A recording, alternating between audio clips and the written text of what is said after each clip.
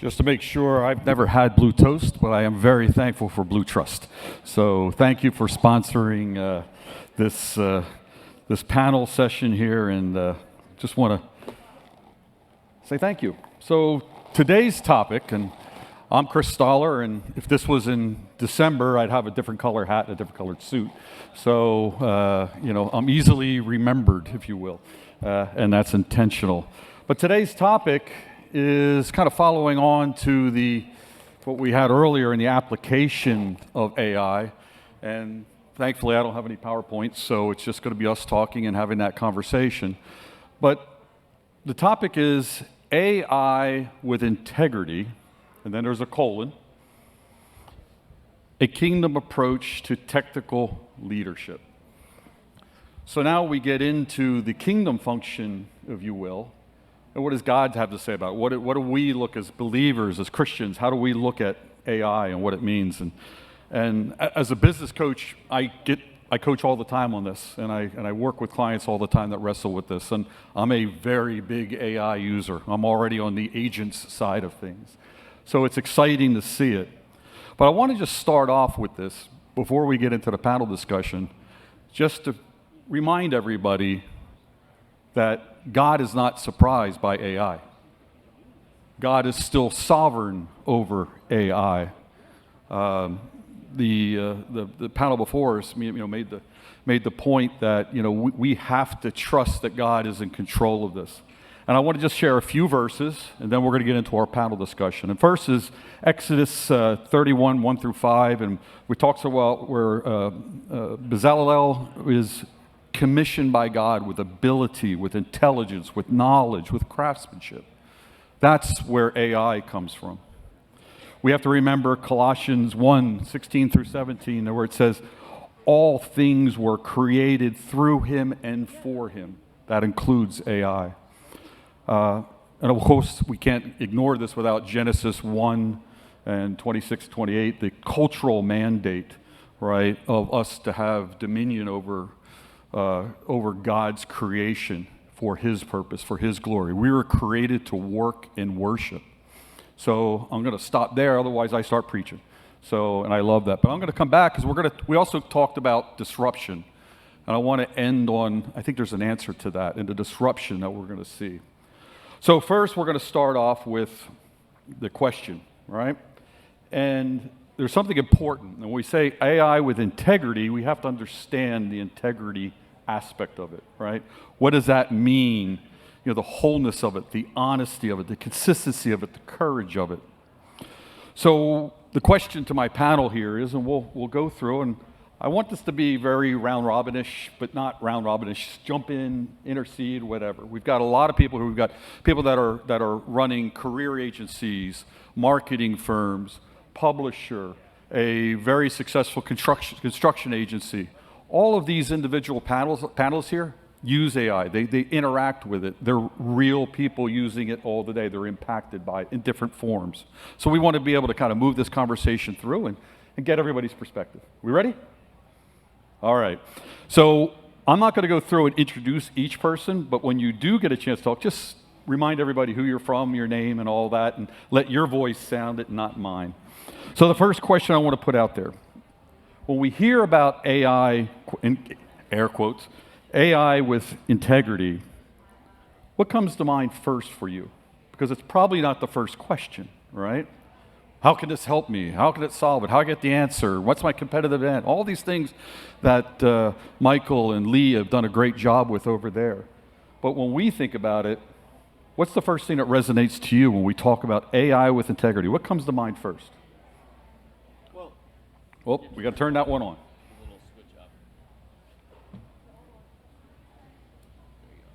All right.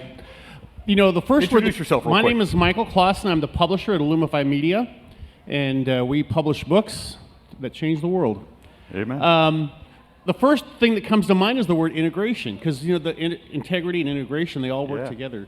So I don't see it as negative. I see it as how are we using it in a healthy way. Yeah. And integrity for me, when I think about that as well, it's with honesty. Amen. So you're never trying to make people think that you are that you're better than you really are because you used AI to do something that was pretty clever or thought-provoking. You know, I actually put together a theology of AI, and I distributed it to our panelists, partly to help me think through it. I'm a former pastor and seminarian, and so I'm trying to think through what's the spiritual use. How can I do this? Oh, and this theology of AI I put together, I used ChatGPT, but I put it at the end of that paper, that short paper I wrote, and if you want a copy of it, I don't have any available, but come and I'll get your email address and I will email it to you. But those are some thoughts that come to mind. When I think about... Introduce yourself real quick, Oh, Josh. sorry. Andrew Crap Uschetz, and yes, the last name is real. It's Crap Uschetz, sorry. If you're offended, it's just the way it is. I was born that way. I run Red Balloon. We are an employment agency. We use AI all over the place. So I think to do this with integrity, you have to have knowledge, right? If you don't know what the rules are, you could be breaking the rules and not know that in every other category of life. And so I've seen a lot of people who are AI posers, where they're like, well, I don't really know what's going on, but I'm going to pretend like I have way more knowledge than I actually do in this area, right? Mm-hmm. That's okay. You probably shouldn't do that. But as business leaders, you need to know what AI is good at and what it's not good at. And that's changing all the time. So you can't just assume what I knew last week is still true. Right. So you need to have knowledge. And so, like, we're in the hiring space.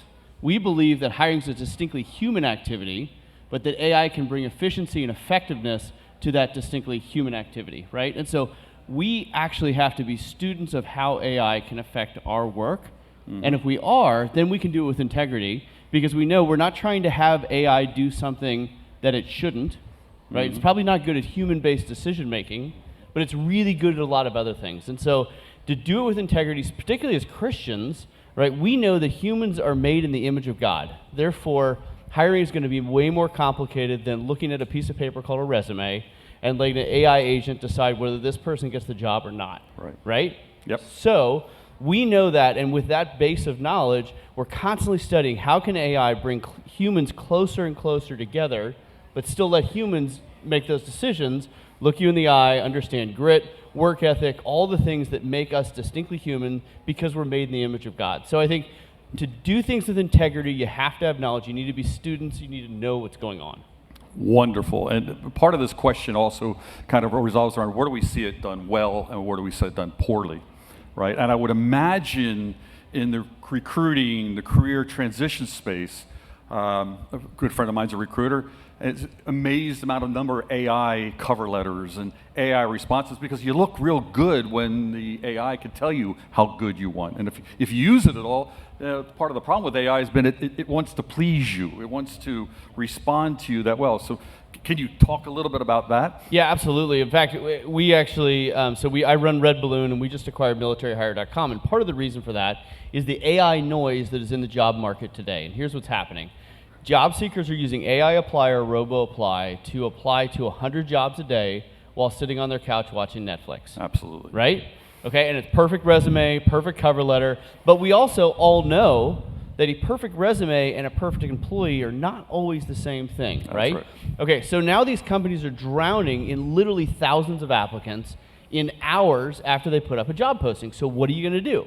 There's no way to actually go through that many meaningfully thoughtful resumes and be like, I know that this is the right person. So what are you going to do? Well, I'm going to have AI go through this for me. No problem. Well, guess what? AI really likes AI resumes. Yep. And those are the ones that make it through. And so this is a huge problem, particularly in the veteran space. And this is why we acquired Military Hire, because talked to a veteran, he said, I applied to a job at 6 p.m., and by 2 a.m., I got my rejection letter. He's like, I'm pretty sure the HR department wasn't pulling an all-nighter rejecting people. Yep. Because the HR department doesn't pull an all-nighter for anything. So definitely not that. And he's like, so I didn't even get a human being. The electronic gatekeeper looked at the keywords on my resume and said, I'm not worthy of a human interaction.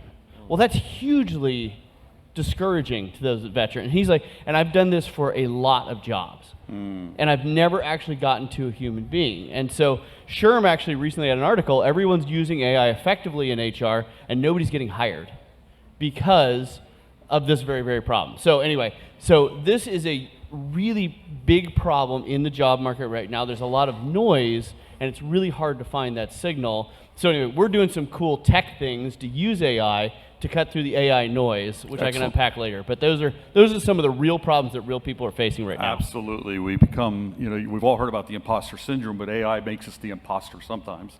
And then when AI is becoming the judge of it, right, which is the problem AI doesn't quite do very well as the judge, you end up with the lowest common denominator doesn't hire anybody.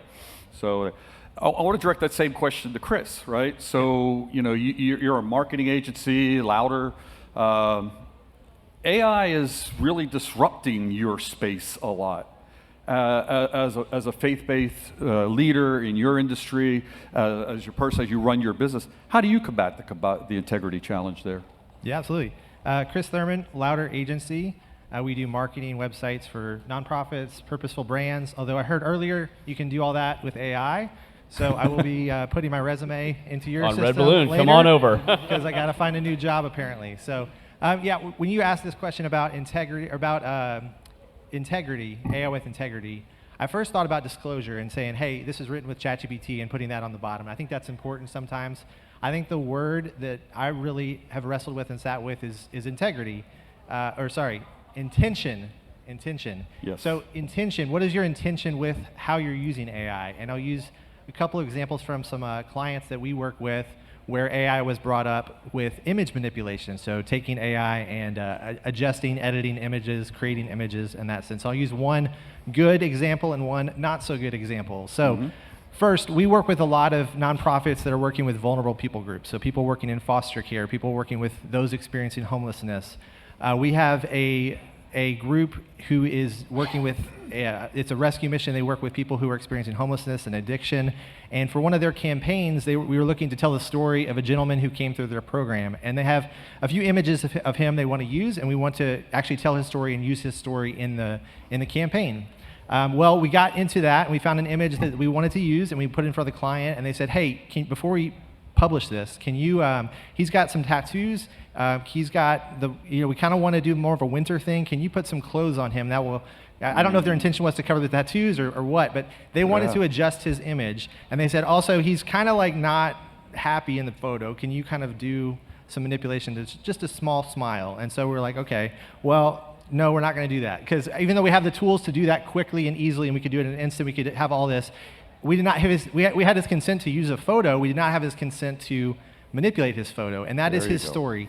His image is what, he is an image bearer of God, and so that's an example where it's like, we can manipulate this, and so what is the intention? Why are they trying to do that behind the scenes? So that's an example of, maybe that's the wrong intention, but similarly, we work with a group who does foster care mentoring. So they have youth in their program, and they're doing mentoring with youth.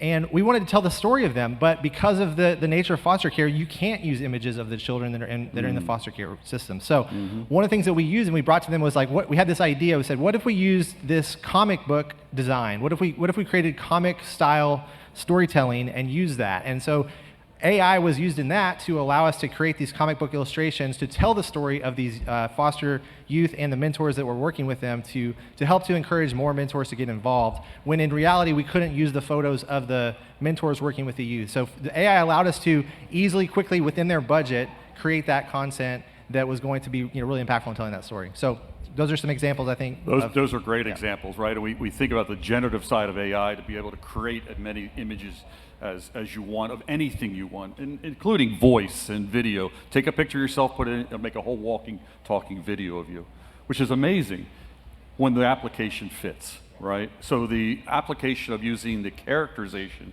created a connection that you were able to build with integrity to tell the story for the foster kids. That's fantastic. Technology, building, integrity. I mean, building better. I mean, ChatGPT. Was this building stand? How do you struggle with that in terms of the tech industry of building something that somebody's going to rely on? Yeah, good question. And introduce yourself too. So yeah, I'm Josh Tatum. My business is waterproof consulting, so we're on the engineering side. We're also taking technology from that space, in the construction space, and pulling it out into building technologies around that.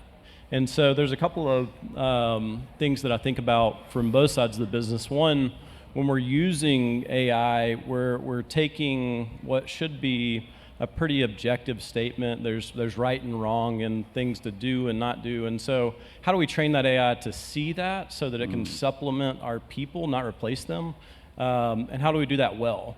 And one of the things I think of is that we can't only, it's got to go through some filter of, is this right or is this wrong? And AI is never really going to be able to tell that completely. And so one thing that I always tell our folks is 100% of the time it's going to be wrong. And so like when we're using it to generate a statement and an opinion, we need to assume it's wrong, and then we as the humans need to go in and refine that so that it speaks to our opinions. Yes, we can use it to help in our productivity, but let's not use it and from a blind faith standpoint. Let's use it for what it's meant to be, and that's to help us do our job, not do it for us. That's fantastic. And we can use AI for our contract reviews, our pricing, our quoting, all of these things, and that's good. But you mentioned an important part, and we don't want to ever ignore it. It may have saved us all the time, but the little time we skip at the end to review the quote or to review the website or the post or whatever it may be, that little bit of human time, did it say what it wanted to be? Was that honest with what I was trying to be? That's the integrity of it all. Well, that's good. Thank you, gentlemen. That was an excellent answer to that question. So we're going to move on. So a little bit more tension I want to build into the group here. The marketplace often asks us to deliver security and technology to deliver security, control, validation, at all different levels, right? So the question I have to the group is, where have we felt the pull? Let's be honest, right? Where have we felt the pull to use AI to validate ourselves, or as leaders, or influencers, or maybe it's in how we lead a Bible study at church, or how we do these things? Where do we see that? How does that tension look, and how do we resist the pull? Everybody in this room is going to get touched by it at some point, and how do we use it? But how do we resist it? How do we control that? To maintain, go back to the original integrity question, but maintain our accountability. How do you maintain that?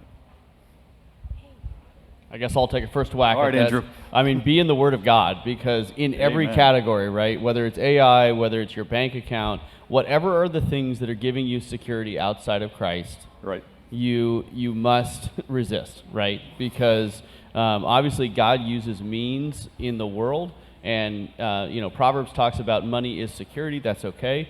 Technology can be a form of security, but it always has to be a sub-security under our reliance on Christ. And if that ever is not the case, then it's an idol, right? Yep. Very, very, and that's as simple as that. And when we think about it at our organization, I have someone, and his main task, we call him the company cyborg. He's actually just a normal person, but I'm like, I need you every single week to be thinking, how are we using AI in our business? And we need to be knowledgeable, but we need to bring that into subjection to Christ. And if we don't, it's just another technology that's going to lead us into sin, right? Amen. And that sin could be laziness. Yep. That sin could fall into, it could be pride, right? Mm-hmm. All of these things come from not being in subjection to Christ. So I think, and it's easy to say, harder to do, but be in the Word of God, be in prayer, and God will use this technology to bless your business and allow you to bless people at scale in a way that you couldn't have before. Yeah, that's right. But you have to be in subjection to Christ. That's excellent. I'm not even going to add to that. Chris, in your industry, you would see that too. How do you create that accountability layer within your group? Yeah, for sure. Because you have a lot of people that are inputting into client projects. Yeah, for sure. I would say before AI, I would say one thing is like my weaknesses were on full display, meaning like if somebody asked me a question, a client came to me and said, what do you think about this? Like if I was in my lane, I knew what I could talk about. With AI, I can take 5 minutes and make a response, and now I'm an expert on everything, right? Or Exactly. I could be an expert on everything. So I have to be aware of where my knowledge and expertise and where my God-given talents are kind of positioned, and really try to stay in those lanes and not just become an expert on things that I really shouldn't be an expert on, even though AI can give me that slick response or that slick solution. And so I think that's one thing to consider as well, is when I'm going to a prompt or we're going to a chat and figuring out, can I respond to this? Is this really my knowledge or my opinion on this, or is this something that's just from somebody else out there. Yeah, and AI now kind of forces us to keep our own boundaries so that we don't become experts in every single thing. And the danger with an agentic systems now, where you have agents that are going out there coordinating with, they're making all those decisions, right? And those boundaries. So it's a strange new world that's changing every day and faster and faster. The other thing that I think it would be helpful for everybody here is when you look at that accountability, is what is your board in your company, nonprofit especially. I've coached multiple boards, multiple nonprofits, and one of the first questions I ask is, what's your advisory board look like for AI? You realize that your board holds the fiduciary responsibility of the nonprofit and what that means, and that's true with churches and so forth. So that creates an accountability layer. Have any of you looked at that from your board, or how you integrate that in to create that accountability? So not from a board level, but I will say from a structure level. I mean, everything in my business, I have the ultimate accountability to how I'm stewarding it.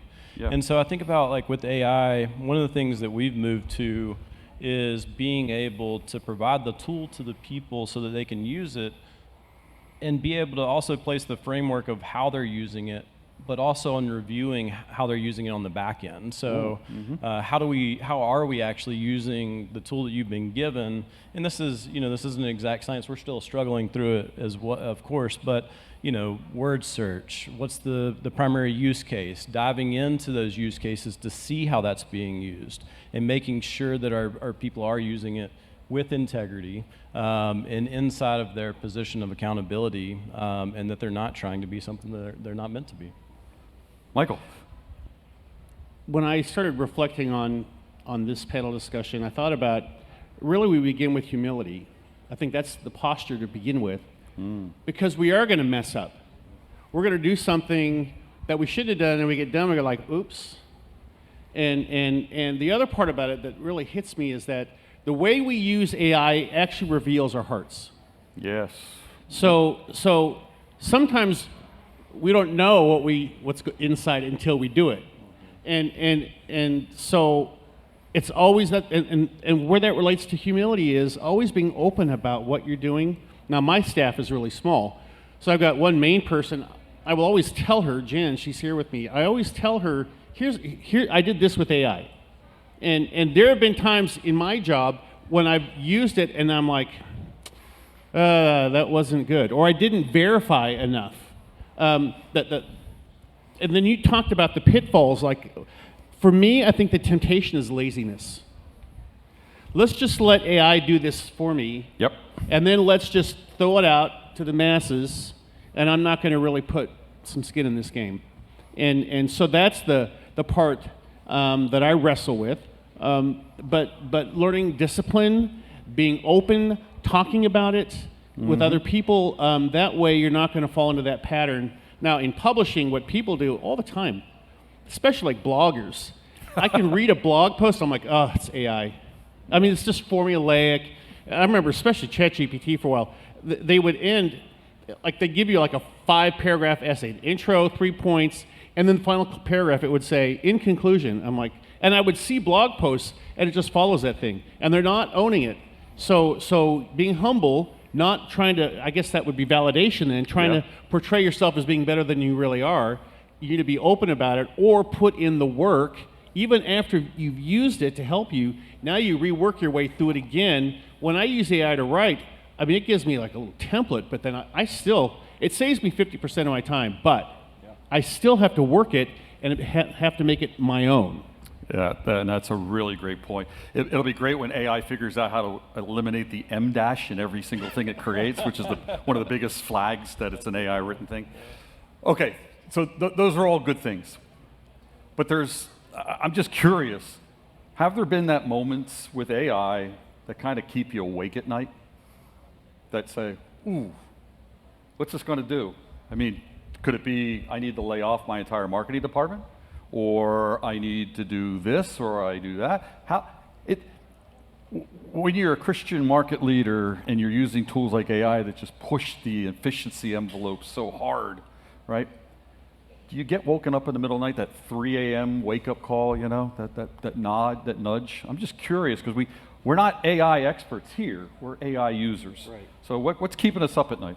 So I'll start with this one. So like I mentioned, my primary business is an engineering firm, but then we're taking what we've learned there and exporting it to a technology business. And so now we're starting to create AI, and we're trying to become more expert in it. Now, everyone in the world's kind of going through this moment at the same time, which is a benefit to us.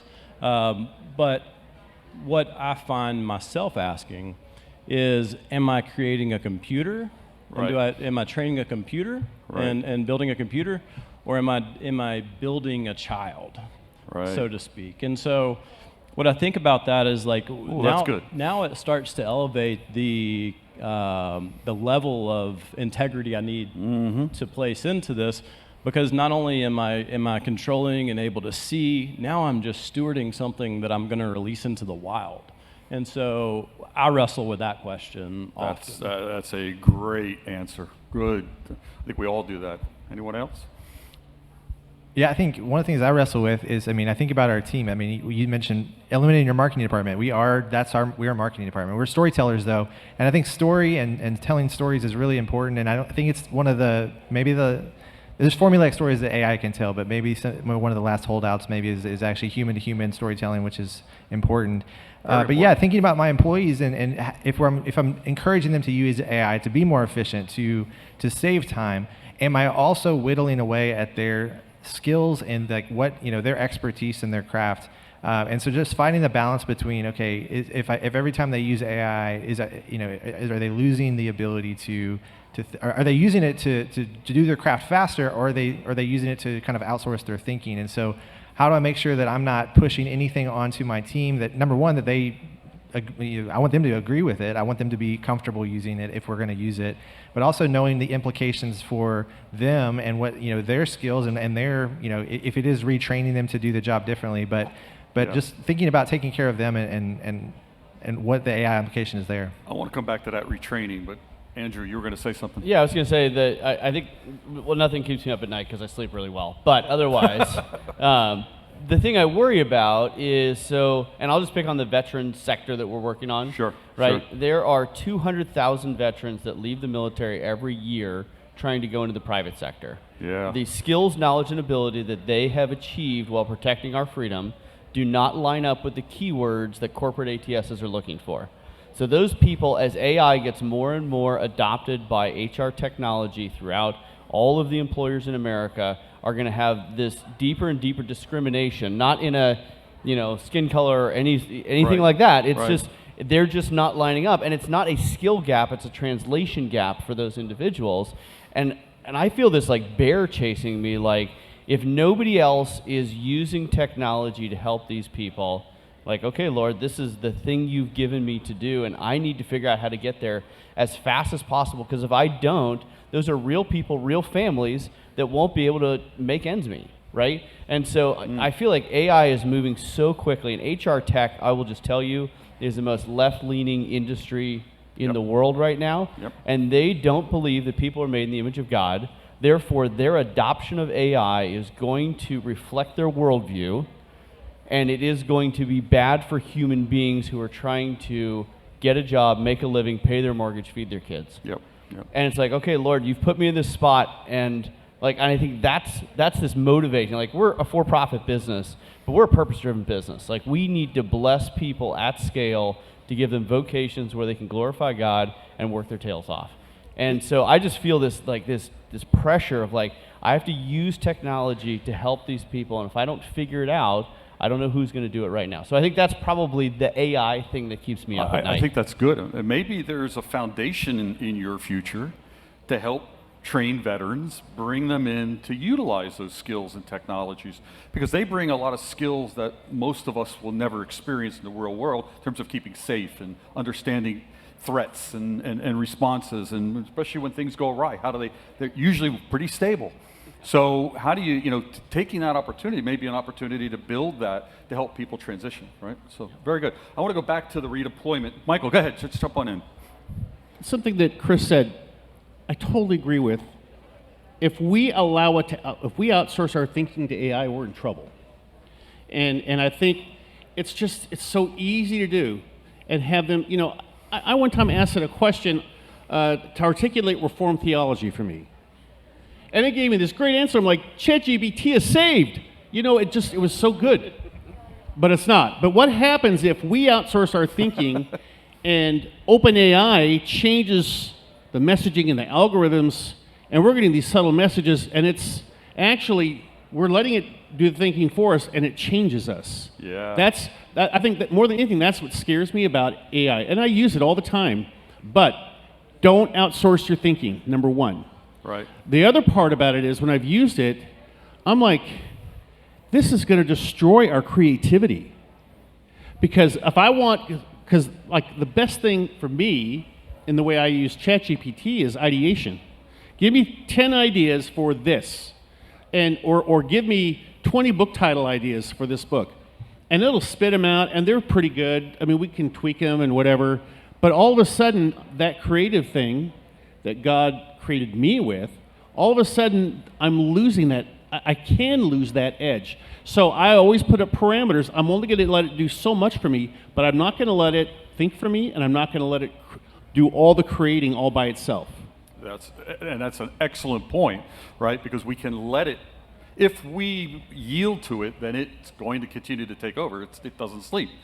But if we recognize that it's a tool, then it can make us, you said, right, it cuts my time in half. Right. But if I maintain the who am I element in that, right? And I do that with, I've got way too many subscriptions and way too much money spent in it, but I create worldview, we'll call it markdown language, but markdown documents that basically describe my worldview and my theological view. And I have a document that is my style guide, my voice, my temperance, and all that stuff. And I constantly go back. So no matter what AI I use, I give it this guardrail, this framework by which now then the rest of it, I don't get all the slop, I get what's important to me, and then I can go back and turn it. I want to go back to Chris's comment. I have a very good friend of mine who runs a very successful software engineer, who basically has come to the conclusion he will never ever hire another software engineer again. And he's got 5 of them already. But what he's doing now is, he's a really brilliant man. He's redirecting them and redeploying them because, yes, anybody go out and vibe code a system, but it doesn't mean you're good at designing how a system should work or operate or its impacts. That's what they've changed their software model around. So as you look in, especially marketing, because it's such an attack right now with AI, and your employee base, how do you look at redeploying them and not getting rid of them, but refocusing them because they still bring that story? I think you use the word storytelling, right? That's what you're really good at, and you don't want to lose that. So how do you redeploy in that capacity? Yeah, I mean, I think one of the things is, I mean, first of all, it's probably a terrible time to be a junior software engineer or to be entering into the field of copywriting or anything like that, because it's so hard to get in the door at a place, because AI is able to do all of these things at least a junior level. So yeah, we have a senior software engineer on our team, and he has shifted a lot recently to prompting and reviewing code, and obviously, and I so value his eye on things, because there's so much software that gets made that's just like it's barely hanging on there. AI is not as good, but it's barely hanging on there. So it's good to have somebody that understands the root kind of underneath everything, and he's able to review and kind of treat it almost like a junior software engineer. Right. So I mean, and it's getting faster and better by the week. Like every time they release a new model, it is getting better and better and better. So there's this idea of he's now with AI, he's going to have the power of 5 to 10 software engineers that we used to have a lot more engineers on the team. But it's his experience and it's his knowledge of how to use those things. Exactly, yeah. And that's powerful. But yeah, so figuring out how to amplify that, but not replace that, I guess, if possible. I like that. How to amplify but not replace. That's good. So the other half of this topic was a kingdom approach to technological leadership. Now, I'm resisting the temptation to be preachy, but we all know kingdom's full and complete. It's done. Nothing more that has to happen on the kingdom. We're not kingdom builders. We're kingdom advancers. We're trying to bring the kingdom here every day. We live in that tension of a full kingdom and a not yet kingdom, right? And that's how we live our lives out. We try to get a little closer, a little closer, a little closer, inviting God into that. But when this, and I didn't write this question, I didn't write the topic for this, but when we look at a kingdom approach the technological leadership, and I'm going to finish off a little bit, but I love what Andrew was saying. It's that imago Dei, that image of God, right, that we can hold on to, which gives us the power and access to that kingdom. So anybody want to kind of elaborate on that or continue to move on with that, Andrew? Because I think it was really good. Because people are made in the image of God, we as Christians should be the most well-equipped to implement AI in our business. Amen. Right? This is a new technology, and it's frustrating to me when I hear Christians be like, well, I'm going to live in my own little world, and I'm not going to be ambitious to go out and do great things for the world. But I mean, Jesus was ambitious. The apostles were ambitious. That is what we're called to do. That's our pattern. And so we as Christians, we need to be little creators under the great creator of God. And that works out in business really, really nicely, where you can use your skills and your abilities. And so I've seen so many Christians who are just afraid to implement AI because they're afraid of it, or they don't understand it, or whatever. And I think that's a real danger, because AI is an extraordinarily powerful tool that, if in the wrong hands, just like every other powerful tool of firearms or the internet or computers, can be used for evil and can be used for sin. And so we need to be grappling with, racing ahead, using this technology to build the kingdom of God and glorify his name. And I think that can be done, but it can't be done easily. Correct. This is a hard task, right? God is still in heaven. AI is not above God. I'm not worried about that. But I am worried that Christians are lazy and they don't want to grapple with this. And so if we can, as Christians, say this is a new powerful technology, praise the Lord, how are we going to put boundaries on it in the way that we think? How are we going to fight sin and keep Christ as king? And if we do those things, we're going to win a lot in the business world. And if you avoid those things, you're going to not glorify God like I think you can. You're going to be burying your talents. Andrew, very well said. Thank you. I want to jump in Josh. there. So I just think about, so you're talking about Christians, and maybe you've heard some that are unwilling to step out there. What if this is a time to take ground? So I think about it from a kingdom mindset. What if this is a time to take ground? Because we're talking about supplementing jobs. We're talking about how do we not remove the human from the equation, but how can we use it well to take ground in whatever business world you're in? And so let's do that. That's what I think. It fires me up. Amen. Go get it. What comes to mind for me is excellence. We can use AI for excellence, not perfection, but excellence. What does it say? Whatever you do your work heartily for the Lord rather than for men. That's right. So we're working for the Lord, and the way that we work is with excellence. And so that in itself points to the true creator. I mean, he created the technology, the expertise, like you had referred to. So that's what comes to mind as excellence for me. Yeah, that's good. That's very good. Well, good. So we talk about that kingdom tension, right?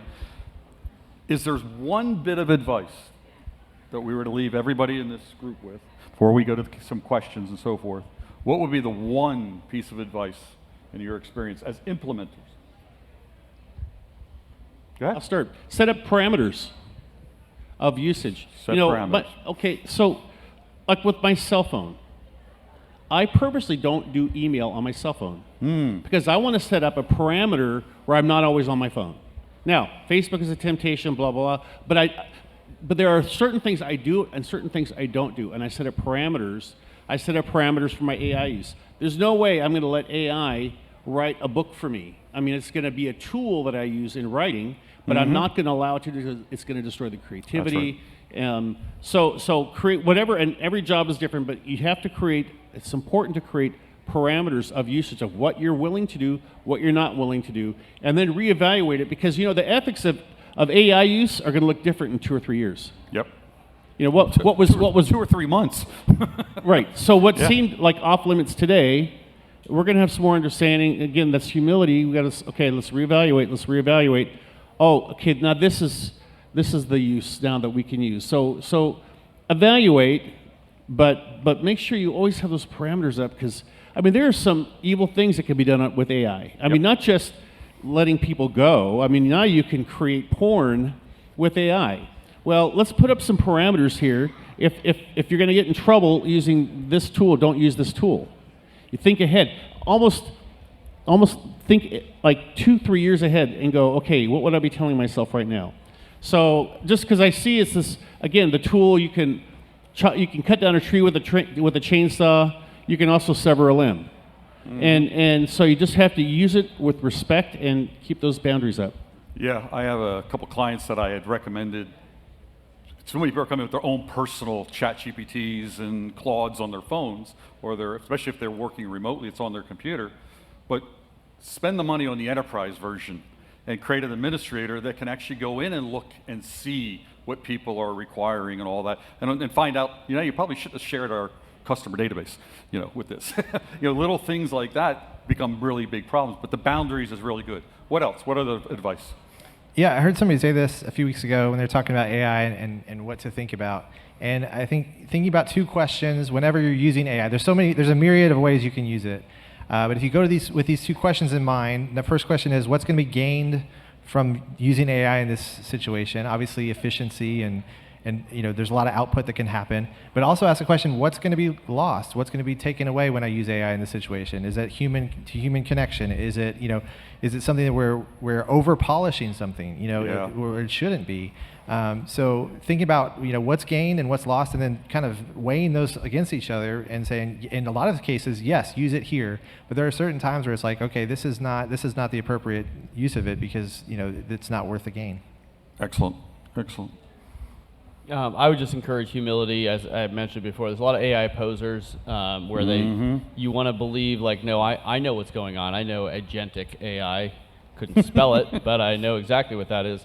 So I would just encourage, if you're a business leader, and I've done this, like, I know I can't be the expert on everything, and so get over yourself. That's okay. And so I have someone in my organization, and part of his job is being up on what is AI capable of today, and that changes literally every day. What's it getting better at, and how do we implement it in our business? And then don't be afraid to ask stupid questions of people that are smarter than you, right? Even if you're a CEO, being like, hey, so I've heard this word, I don't know what that means. And that is really hard for CEOs to say. Yep. But the reality is you can't keep up with this, and that's okay. You got a million things going on. You're managing people. You're looking at cash flow. You're doing all these other things. Make sure you have at least one person in your organization who is focused on staying right up to date on what's going on with AI, and then make sure they're in that executive team meeting on how do we use this to bless our customers at scale, to bless our employees at scale, and to bless our shareholders. And there's going to be ways to do that they're going to know that have changed in the last week. So my encouragement to CEOs is get over yourself and be humble. Amen. Good job. That's a great response. Josh, can you top that? No. Anything that starts with "be humble," I don't think I can say I can top it. That was a test. So yeah, I just think I go to, like, there's nothing new under the sun, and this is another thing, right? Like, everything falls under God's great order, and so get in, embrace the change. It's not going anywhere. If you think back, if you hadn't gotten into the internet when it started, where would you be? This is another one of those moments. It's going to go fast, though, and it's iterating every day. So just get in, start somewhere. Be curious about it. It can't bite you. That's right. It's all good. So not to optimist shows up at that. Yeah. I'll say one more thing about it. I think talk with other people about it, because AI in and of itself is so easy to go slippery slope and I'm just going to have conversations with ChatGPT and just go back and forth. Well, talk to other people about how they're using it. If you don't have a board, if you don't have a leadership team, meet with other executives or meet with other people. There's a ministry group that we work with, and they've created a whole working group within that ministry association, and they're trying to figure out, how do we create resources for members of that organization to create policies and to create best practices for it. And so just spend time with other people talking about it. That's great. A company I used to run years ago, we would have huddles.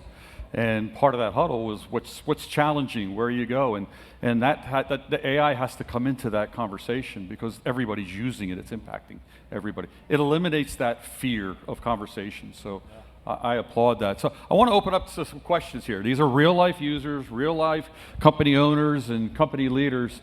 What's the challenge that we're facing out here? Yes.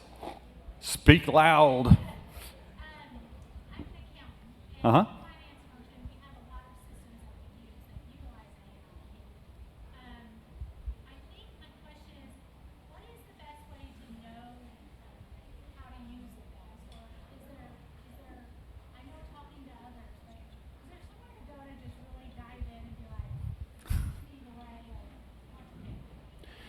First place I go to is AI. That was going to be my answer. Seriously, how can you help me? And oftentimes, if you give it a role, I want you to be my accounting consultant. How can I best use you to do my finances, to do the accounting? And because I ask it all the time, what its understanding is, what it can do, of course, it thinks it can do anything, but it actually equips me, and it's one of those easy questions I just don't think about, and I'm trying to figure this out. I'm looking on the internet for sources, and I should just go to the source and ask. Also, courses like Best Results AI, I'm going to give my friend Mike a plug. It really is. It is worth getting some structured education on the capacities, and if you can get one from a Christian worldview, that's way better. Yep. Because clearly. So I would just there are classes, and it is worth your time and effort to just get up to speed. If you don't have someone within your organization that's already, we'll call it an AI nerd like I do, then you really need to get some structured training, and it's totally worth the effort, especially right now. Even though things are moving quickly, it'll give you a framework to understand how these things, what does agentic mean, for crying out loud. It'd be helpful for you. And I want to add to that the same thing. There's lots of marketplace ministries, para organizations, C12 convenes. They're great when you pull together and you're able to tackle these problems, and they should be safe spots where you can say, I don't understand this.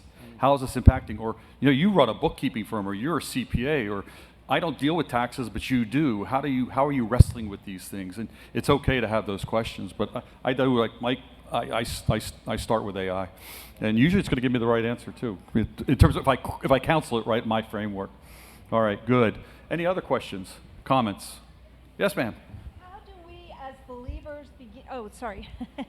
How do we as believers begin to get biblical values, scripture, the things we all care about, into the lexicon of the large language models? Ooh. So for our church, I actually built a GPT for hermeneutics study.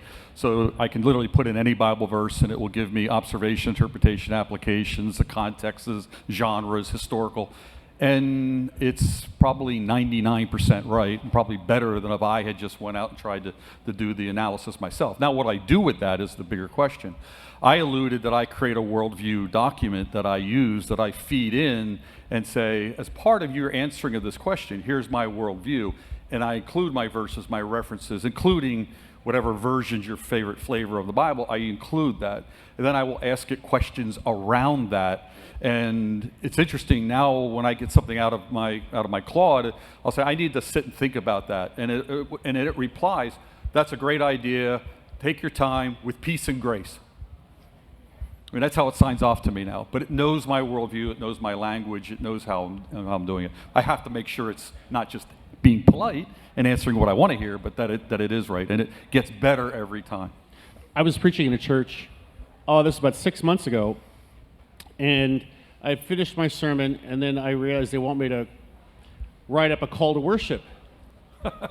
So I said to ChatGPT, I said, here's what my sermon's about. I actually uploaded my sermon notes, and here's my theological genre. I want you to write a call to worship, recitative prayer, and it was beautiful. So that's a way I used it. It can absolutely work that way. Josh? Yeah, I was going to say, some people may not know that you mentioned an enterprise model for like these GPTs. You can, if you're an organization, Yes. you want your folks using it more, you can go get these GPTs from these large companies, and then you can put your framework around. So That's right. from a Christian worldview, you can put in and program into that and filter through that what you want coming out. Now, you have the input side of it, which you can allow a certain amount of the internet to come in. Maybe you want it to only go to your server. Maybe you only want it to point to certain things. So there's a lot of control that, even though the companies themselves may not be Christian facing, they've given you the control to narrate how you want that the output to be and what it not to be. My Great. question is less so how do I control the output and more how do we influence our culture by influencing what goes into the large language models? It's training, right? Okay. Yeah, I mean, so it is being trained on the internet. It is being trained on publication. So actually publishing things out there, putting things out there, knowing what sources it is pulling in. Yep. Google has really invested heavily in Gemini, and that's one of the AI models. That's one of the leading ones. And I've heard somebody say recently that one of the best sources of training for that is YouTube. So putting content on YouTube and being an authority in that space and owning the authority. And if you have an expertise in what you're talking about, publishing content, because that's where it's sourcing it. As Christians, the more we speak up, the more we write, the more we talk, the more we record, the more of an influence we have in that world, right? None of that. I'm going to just finish this off with a minor plug here.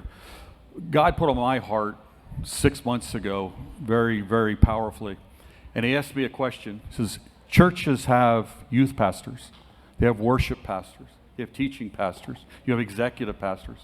Why don't we have marketplace pastors? And that's become a focus for me around, because at the end of the day, the church has the answer.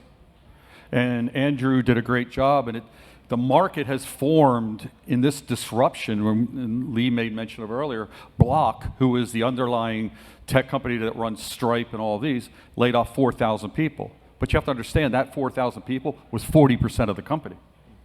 So I'm not here to, tell everybody's going to be unemployed, but the reality is your church, is the church ready with this disruption that when people who have been formed by the market, that you're an accountant, you're an engineer, your provision is this, or do we go back to, no, you are a Malgode. You are formed in the image of God. You have the creative DNA. You have access to that every single day. It's powerful. Where do we hear from the pulpit that work is good, work is a blessing, that our provision is from God? If we're going to believe in Matthew 6 and Luke 12 that God takes care of the birds and the lilies of the valleys, are we going to truly believe in the provision? The funny thing about manna is it comes in one size, once a day, and one flavor. We don't get to choose it. But this disruption in the church and how they take care of their flock is probably one of the greatest beacon of light moments that the church is ever going to see, or at least in the last several hundred years since the Reformation, because it's going to happen so fast. And our pastors need to be equipped. They need people to come in. All of us that have that worldview could come in and be those marketplace pastors, those marketplace ministers, elders, deacons, all of these things. So that's my passion. That's what I'm trying to figure out how to do. So if you're interested in that, talk to me afterwards. But this allows the church, who already has the answer to all these questions, to take its rightful role in this AI disruption. So I want to thank all of my panelists, all my participants. Guys did a great job. Thank you very much.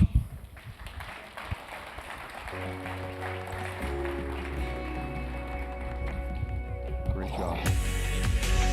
Your mom today I was about to go jump.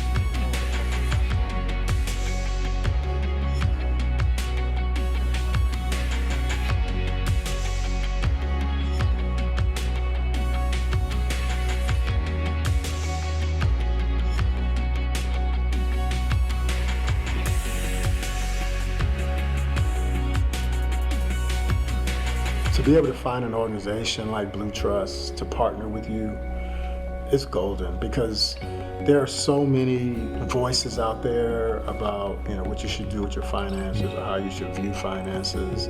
But to find a partner that is willing to pray with you about God's will for your finances, not looking at it from the standpoint of what's in it for you, but how you all can be a blessing to us, and that's been tremendous.